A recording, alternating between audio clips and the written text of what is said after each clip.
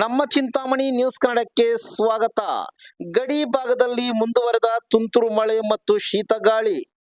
ಚಿಂತಾಮಣಿ ತಾಲೂಕಿನ ಗಡಿ ಭಾಗವಾದ ಯನಮಲಪಾಡಿ ಗ್ರಾಮದಲ್ಲಿ ಹವಾಮಾನ ವೈಪರೀತ್ಯದಿಂದ ಮಳೆಯ ನಡುವೆ ಬೀಸುವ ಶೀತಗಾಳಿಯಿಂದ ಚಳಿ ಹೆಚ್ಚಾಗಿದೆ. ಗ್ರಾಮದಲ್ಲಿ ಇಡೀ ದಿನ ಜಿಟಿ ಮಳೆ ಸುರಿಯುತ್ತಿದ್ದು ಕೃಷಿ ಚಟುವಟಿಕೆಗಳಿಗೆ ಅಡಚಣೆಯಾಗಿದೆ. ತುಂತುರು ಮಳೆಯಿಂದ ಬಹುತೇಕ ಮಂದಿ ಮಳೆಯಿಂದ ಪಾರಾಗಲು ಛತ್ರಿಗಳನ್ನು ಆಶ್ರಯಿಸಿದರು ಗಮನಿಸಬಹುದು. ಆರೋಗ್ಯದ ದೃಷ್ಟಿಯಿಂದ ಚಳಿಗಾಗಿ ಮನೆಗಳಲ್ಲಿ ದೊಡ್ಡವರು ಮಕ್ಕಳು ಬೆಚ್ಚನೆಯ ಉಲ್ಲನ್ ಶೆಟ್ರ್ಗಳು ಧರಿಸಿದ್ದಾರೆ.